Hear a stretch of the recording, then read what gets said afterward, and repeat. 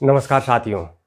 आज मैं आप लोगों के सामने फिर हाजिर हूँ एक नया टॉपिक लेकर, एक नई अवधारणा लेकर। आज की हमारी अवधारणा है न्याय की अवधारणा कि न्याय क्या है और न्याय की क्या परिभाषा है, क्या क्या इसके अर्थ निकलते हैं, न्याय के कितने प्रकार है। आइए इसको समझते हैं। तो न्याय जो शब्द है इसको अंग्रेजी में जस्टिस कहा जाता है और जो जस्टिस शब्द है वो लैटिन भाषा का एक शब्द है। याद रखना, लैटिन भाषा का एक शब्द है जिसका अर्थ होता है जोड़ना या बांधना।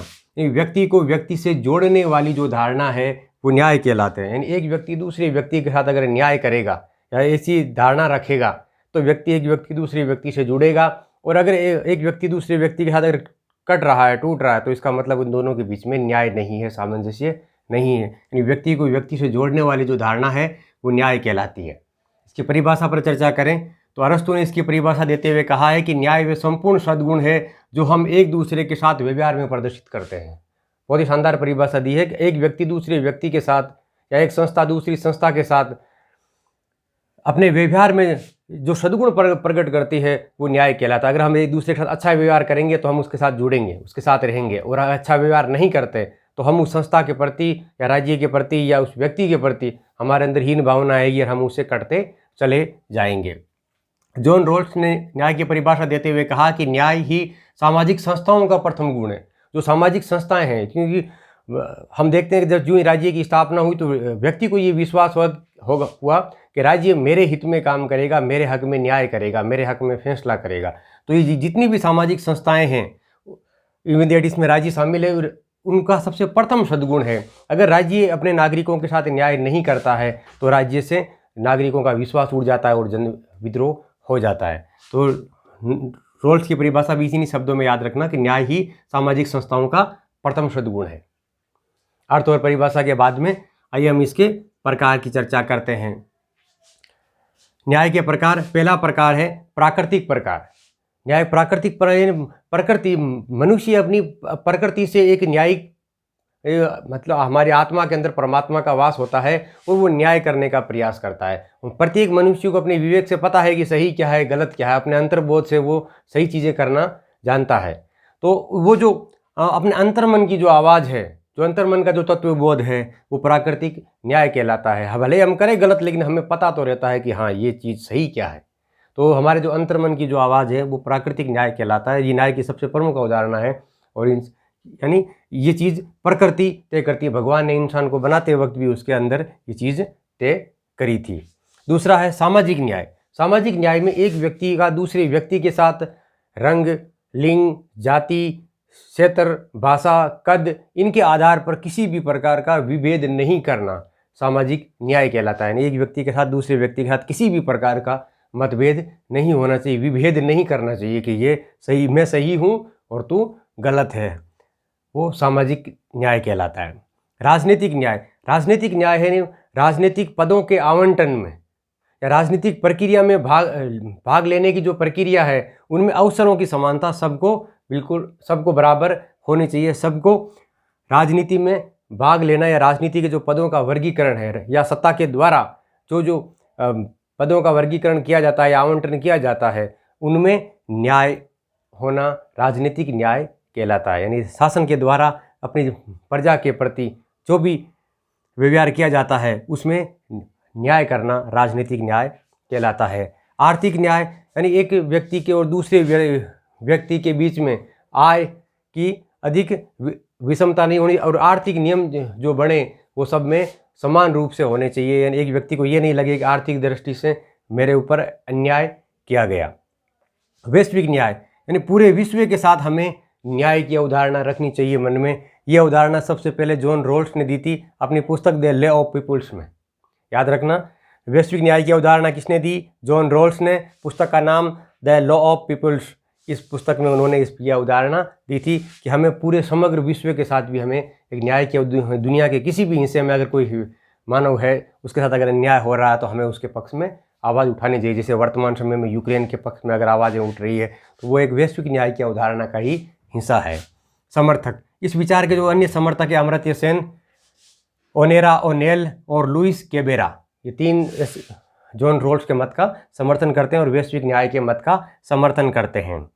उसके बाद में अगला न्याय अंत्यपीढ़ी न्याय। अंत्यपीढ़ी न्याय का मतलब है कि ये नहीं है कि न्याय अभी पर हम सब कुछ उपयोग करें, हमारे जो हित में है वही न्याय है। हमें आने वाली पीढ़ियों के बारे में सोचना चाहिए, आने वाली पीढ़ियों के साथ भी न्याय करना चाहिए। तो ये जो अवधारणा है ये हरित राजनीतिकारों के द्वारा निकली है, यानी एक संपोषणीय विकास से निकली हुई अवधारणा है कि आने वाली पीढ़ियों को ध्यान में रखकर हमें वर्तमान में जो संसाधन है उनका दोहन करना चाहिए, वर्तमान में जो सुविधाएं हैं उनका उपभोग करना चाहिए। इसलिए अंत्यपीढ़ी न्याय के जो समर्थक हैं वो डेरेक परफिट को माना जाता है। अब उसके बाद में न्याय के दो और प्रकार हैं, प्रक्रियात्मक न्याय और तात्विक न्याय। ये दोनों अत्यधिक महत्वपूर्ण है, इसलिए मैंने इनको विस्तार से समझाने का प्रयास किया है। प्रक्रियात्मक न्याय क्या है और तात्विक न्याय क्या है, इन दोनों में कंपैरिजन करके, तुलना करके हम दोनों को और अधिक स्पष्ट करेंगे। प्रक्रियात्मक न्याय क्या कहता है कि न्याय का मुख्य कार्य वस्तु, सेवाओं और लाभों के आवंटन की प्रक्रिया न्यायपूर्ण होनी चाहिए। यानी एक राज्य है, वो राज्य वस्तुओं का आवंटन करता है, चाहे अपने पदों का आवंटन करता है, सेवाओं का आवंटन करता है, उन आवंटन की जो प्रक्रिया है वो न्यायपूर्ण होनी चाहिए। और दूसरा जो तात्विक न्याय क्या कहता है कि न्याय का जो मुख्य कार्य है वस्तुओं, सेवाओं, लाभों का आवंटन न्यायपूर्ण होना चाहिए। अब इसमें ये प्रक्रिया की बात नहीं करते, अब इस प्रक्रिया के फर्क को समझना है। प्रक्रिया के फर्क को इस तरीके से समझना है, एक तो सबके लिए एक कॉमन नियम बना हो, एक ही नियम हो, सारे राज्य अगर पदों का आवंटन कर रहा, मान लो कि कोई भर्ती का आयोजन कर रहा है 1000 पदों की भर्ती, और सबके लिए एक ही नियम कि ये ओपन भर्ती है, आप इसमें आ जाओ, वो प्रक्रियात्मक न्याय है। उसमें सबको एक ही प्रक्रिया में शामिल किया गया है। जबकि इसमें पदों का जो आवंटन है, इस पदों में जो एससी का वर्गीकरण, एसटी का वर्गीकरण, ओबीसी का वर्गीकरण, विकलांग का वर्गीकरण, महिलाओं का वर्गीकरण, ये तात्विक न्याय है। यानी उसमें क्या करते हैं कि उनमें जो सेवाओं और लाभों का जो आवंटन है वो सबको हक में न्याय, इसमें न्याय नहीं होगा। उसमें अगर उन पदों का आवंटन कर दिया जाएंगे तो महिलाओं के लिए, विकलांगों के लिए या वंचित वर्ग के लिए वो पद नहीं बच पाएंगे। इसलिए इन दोनों को आप इस फर्क से समझ सकते हैं कि तात्विक न्याय है वो ये एक समाजवाद से संबंधित अवधारणा है, और प्रक्रियात्मक न्याय है ये उदारवाद से संबंधित अवधारणा है जो यूरोपीय देशों में अपनाई जाती है। उसके बाद में ये पूंजीवादी विचारधारा का पक्षधर है प्रक्रियात्मक न्याय, और तात्विक न्याय है वो लोक कल्याणकारी राज्य का पक्षधर है। इसमें समाज के सभी वर्गों को और महिला, पुरुष, विकलांग सभी प्रकारों को इनमें साथ लिया जाता है। प्रक्रियात्मक न्याय के जो समर्थक है John Rawls, Nozick, Hayek, Spencer, Friedman, ये इसके समर्थक हैं। और तात्विक न्याय के जो समर्थक है वो समाजवादी विचारक, मुख्यतः मार्क्स, ग्रीन। तो इन दोनों प्रक्रियात्मक न्याय और तात्विक न्याय को, इनमें केवल एक प्रक्रिया शब्द का फर्क है, इसको अच्छे से समझने का प्रयास करना। इसमें प्रक्रियात्मक न्याय में ये कह रहा है कि न्याय की प्रक्रिया सबके लिए समान होनी चाहिए, और ये कह रहा है प्रक्रिया नहीं बल्कि सबका आवंटन समान होना चाहिए। तो इन दोनों अवधारणाओं के मध्य इनको समझने का प्रयास करना।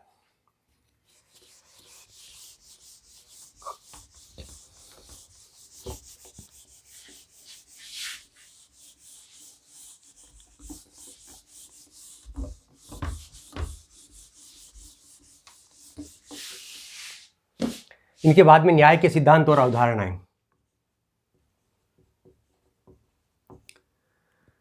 न्याय के जो प्रमुख सिद्धांत कौन कौन से हैं और अवधारणाएं कौन कौन सी हैं, उनको समझते हैं, उनसे हम न्याय को और अधिक। सबसे पहले है यूनानी अवधारणा। यूनानी अवधारणा यानी राजनीतिक विज्ञान का जो चिंतन है वो यूनान से मुख्यतः शुरू हुआ था, और यूनान से यूनानी इतिहास के राजनीतिकारों ने इसके बारे में क्या क्या विचार दिए थे। जैसे हम प्लूटो को पढ़ते हैं तो उसमें सेफालस, थ्रेसिमेक्स और ग्लाउकोन का सेंटेंस आता है न्याय के बारे में। उन तीनों का एक बार फिर अध्ययन करते हैं। सेफालस न्याय के बारे में क्या कहता है? सेफालस ये कहता है कि न्याय सत्य बोलने में और अपना कर्ज चुकाने में है।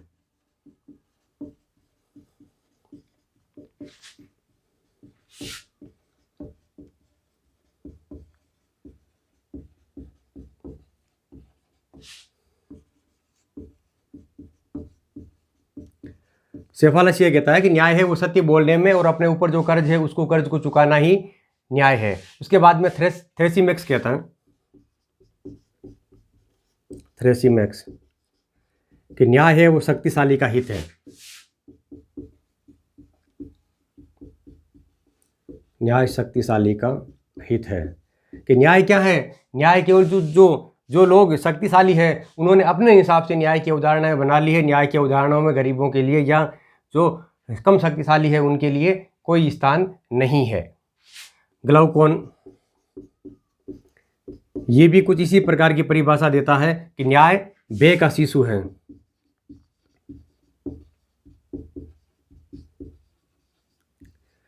न्याय को बे का शिशु है कि राज्य के अंदर जो सत्ता का अगर बे होगा उस बे से ही न्याय होगा। तो अधिकांश लोग यही है कि अगर कोई कानून का उल्लंघन करेंगे या हम एक दूसरे के साथ अच्छा व्यवहार नहीं करेंगे तो हमें सरकार के द्वारा या राज्य के द्वारा दंडित होना पड़ सकता है। तो इसलिए ग्लाउकोन ने यह बहुत ही शानदार परिभाषा दी है कि जो न्याय है वो कुछ नहीं है, मेज बे का शिशु है। अगर सत्ता को हटा लो, बे को हटा लो, न्याय खत्म हो जाएगा। प्लूटो ने न्याय की जो अवधारणा देते हुए कहा कि न्याय का उद्देश्य सामाजिक सहयोग और सामंजस्य है।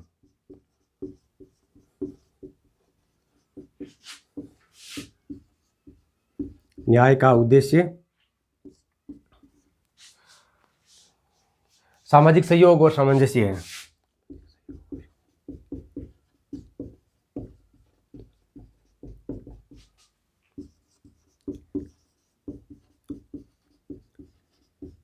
सामाजिक सहयोग, न्याय का उद्देश्य सभी लोगों के बीच में एक दूसरे में सहयोग बना रहे, सामंजस्य बना रहे, इसलिए न्याय की अवधारणा दी गई है।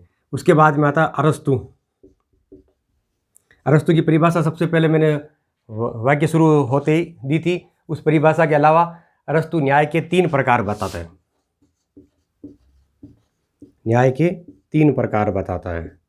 पहला वितरणात्मक न्याय, सुधारात्मक न्याय और विनिमयात्मक न्याय।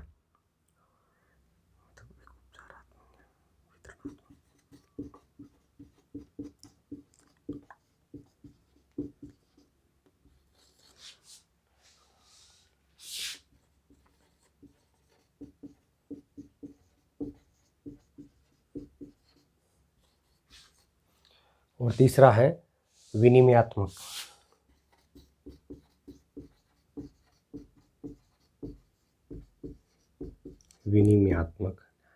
वितरणात्मक न्याय में है कि राज्य के द्वारा जो भी लाभ और पदों का वितरण है वो वितरण न्यायपूर्ण होना चाहिए। इससे राज्य में न्याय व्यवस्था बनी रहेगी। अगर लाभों का वितरण और पदों का वितरण अगर न्यायपूर्ण तरीके से नहीं किया गया तो राज्य के अंदर एक हाहाकार मच जाएगा।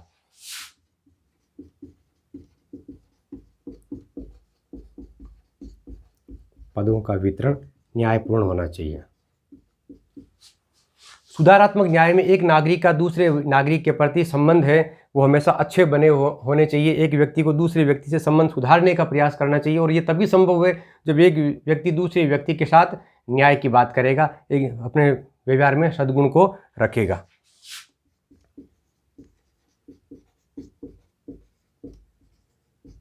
एक व्यक्ति का दूसरे के साथ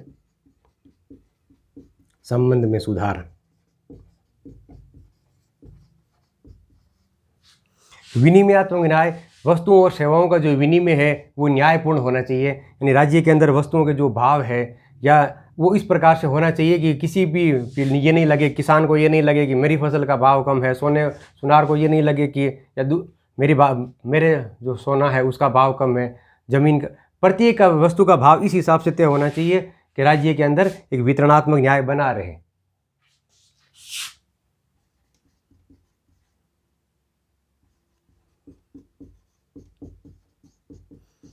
वस्तुओं का जो विनिमय है वो न्यायपूर्ण होना चाहिए,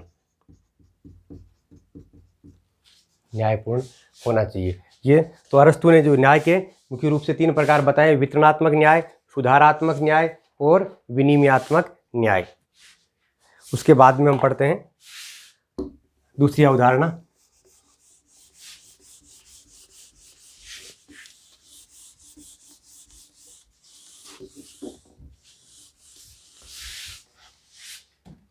न्याय का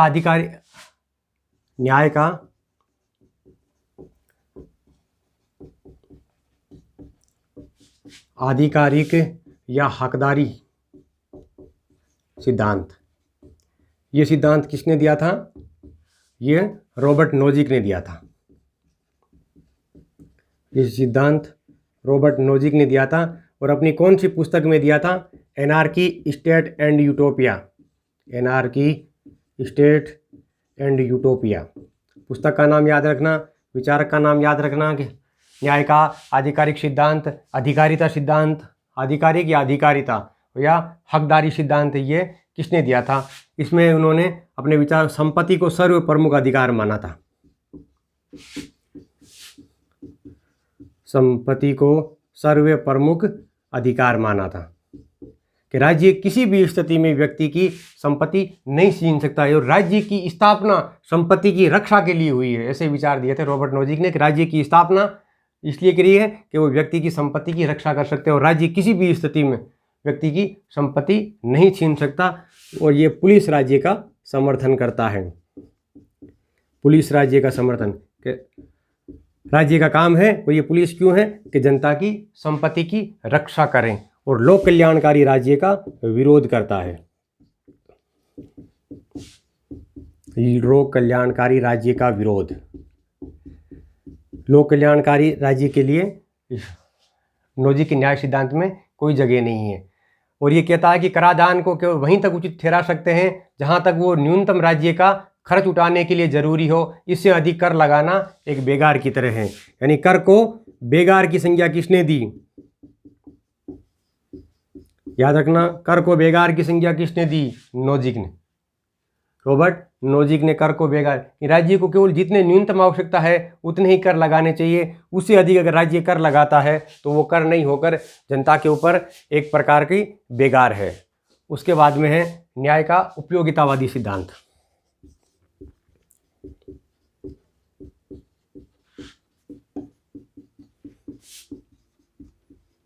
न्याय का उपयोगितावादी सिद्धांत। ये न्याय का उपयोगितावादी सिद्धांत है डेविड ह्यूम, बेंथम और मिल ने दिया था। डेविड ह्यूम, बेंथम और मिल। यानी किसी भी वस्तु और सेवाओं की जो उपयोगिता है वो उपयोगिता ही उसका न्याय का स्तर तय करती है। जैसे ह्यूम ने कहा था कि न्याय की उत्पत्ति का एकमात्र आधार सामाजिक उपयोगिता है। की उत्पत्ति का एकमात्र आधार सामाजिक उपयोगिता है।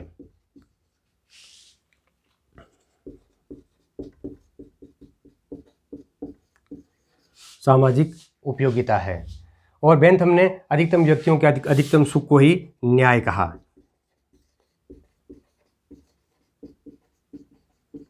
अधिकतम व्यक्तियों के अधिकतम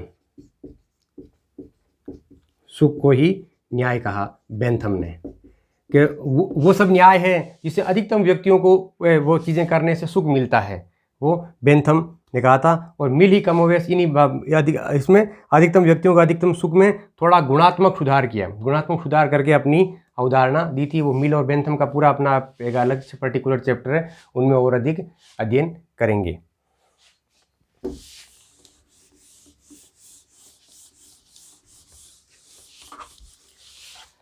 उसके बाद में है न्याय का समझौतावादी सिद्धांत।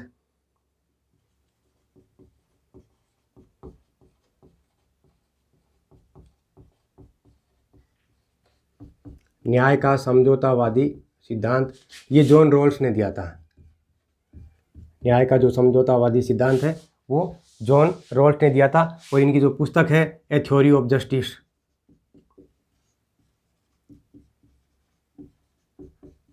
ए थ्योरी ऑफ जस्टिस, इस पुस्तक ए थ्योरी ऑफ जस्टिस में इन्होंने अपना जो उपयोगितावादी सिद्धांत दिया था। इन्होंने कहा कि रॉल्स का न्याय पुरस्कार का सिद्धांत नहीं होकर क्षतिपूर्ति का सिद्धांत है। ये पुरस्कार का सिद्धांत नहीं होकर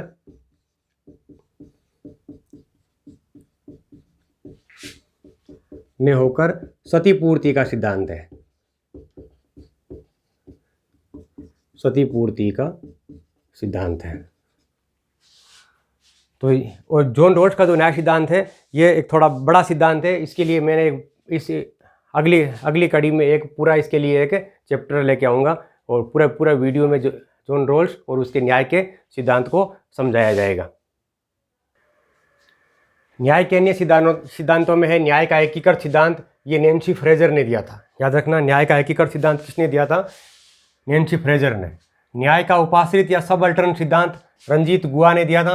पार्थ चटर्जी, अर्नोल्ड, गायत्री स्पिवक। यानी सबअल्टर्न सिद्धांत क्या है कि इतिहास को हम जब पढ़ते हैं, जैसे इतिहास को, तो उसमें राजा महाराजाओं और बड़े लोगों का इतिहास भी पढ़ते हैं। तो रंजीत गुहा ने ये पहली बार ये कहा कि इतिहास केवल है वो शासक वर्ग की कब्रगाह नहीं है, बल्कि उस इतिहास को मध्यम वर्गीय जो लोग हैं या जो पिछड़े लोग हैं उन लोगों के दृष्टिकोण से भी इतिहास को देखना चाहिए। तो इसी इतिहास की सबअल्टर्न थ्योरी कहा जाता है। तो न्याय के अंदर भी है, ये नहीं है कि न्याय के अंदर जो सक्षम लोग हैं उनके पास जो अगर उनके हक में अगर फैसला हुआ तो वो न्याय है।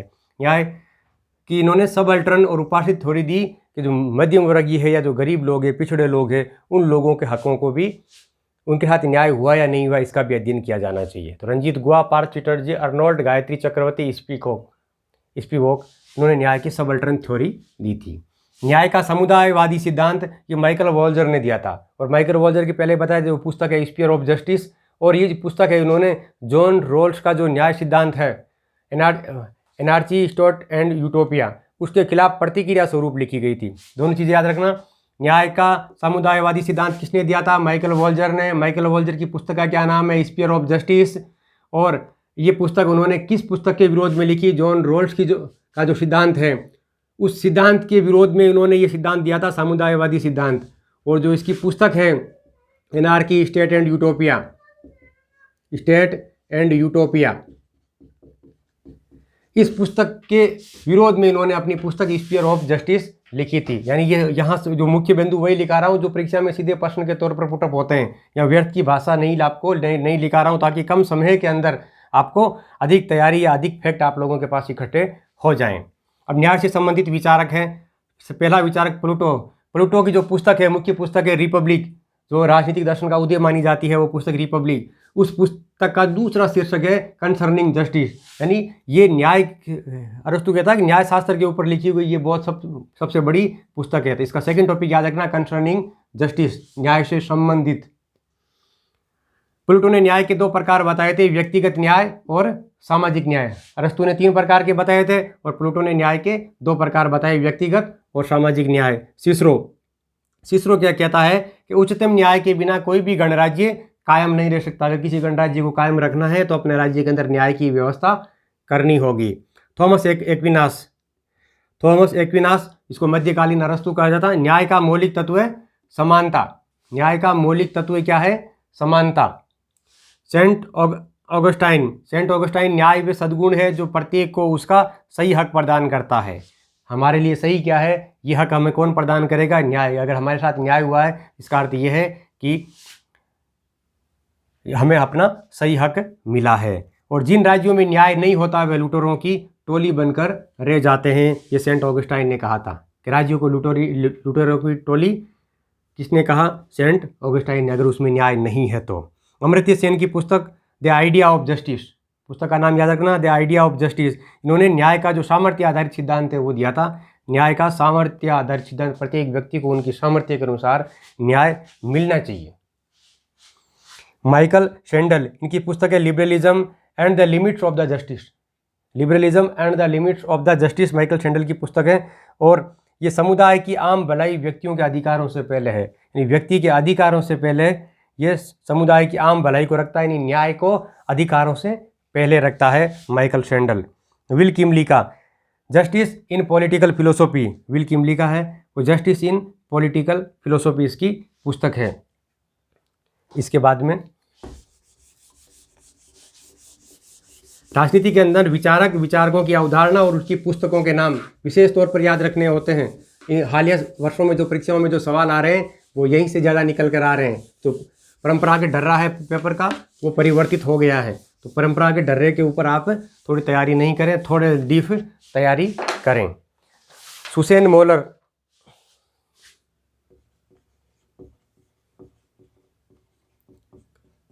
मोलर ओकिन, उन्होंने पुस्तक लिखी थी, उसका नाम है justice, gender and family. Justice, gender and family. ये एक नारीवादी विचारक रही है। इनका न्याय का वे सिद्धांत अधूरा है जो परिवार की असमानताओं को लेकर चुप है। न्याय का वे हर सिद्धांत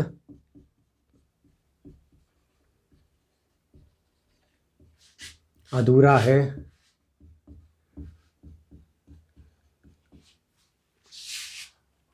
जो परिवार में असमानताओं को लेकर चुप है।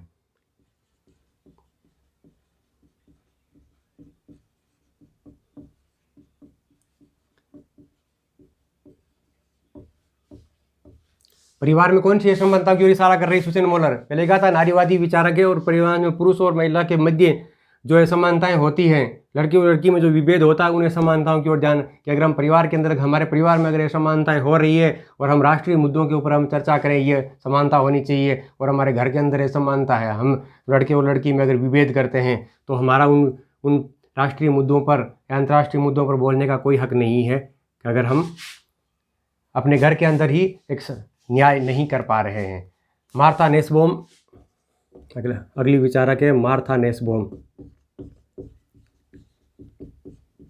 मार्था ने इसकी पुस्तक है सेक्स एंड सोशल जस्टिस।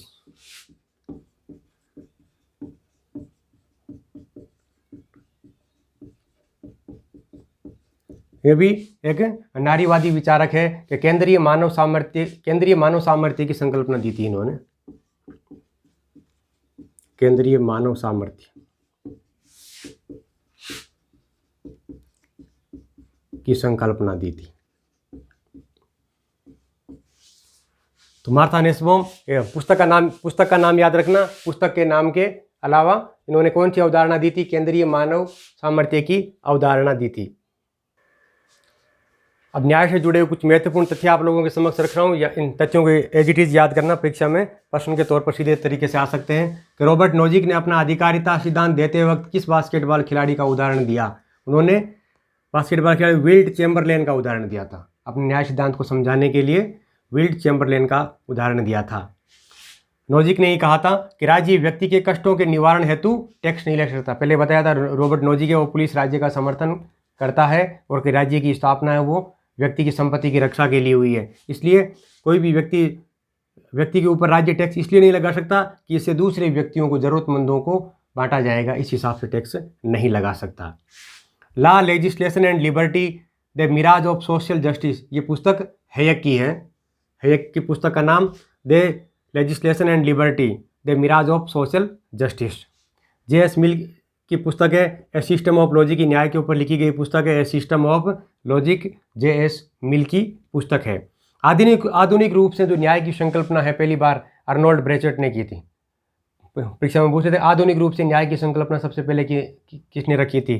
तो अर्नोल्ड ब्रेचट ने। बाकी वो यूनानी विचारक या भारतीय विचारक है वो परंपरागत तरीके से न्याय की अवधारणा को रख रहे थे। ये वर्तमान जो राज्य का कॉन्सेप्ट, उस राज्य के कॉन्सेप्ट में न्याय किस प्रकार से होना चाहिए, ये अर्नोल्ड ब्रेचट ने बताया था। इनकी जो पुस्तक है पॉलिटिकल थ्योरी, इस पुस्तक में सबसे पहले इन्होंने आधुनिक न्याय की अवधारणा दी थी। सोशल जस्टिस जो पुस्तक है वो डेविड मिलर की पुस्तक है। और हैयक कहता है कि सामाजिक न्याय का विचार ही निरर्थक है। ये जो पूंजीवादी विचारक है वो सामाजिक न्याय और लोक कल्याणकारी राज्य के जो अवधारणाएं हैं उनको नहीं मानते। तो ये आपका न्याय का टॉपिक कंप्लीट हुआ।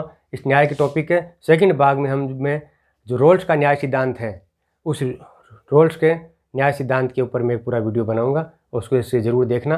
धन्यवाद।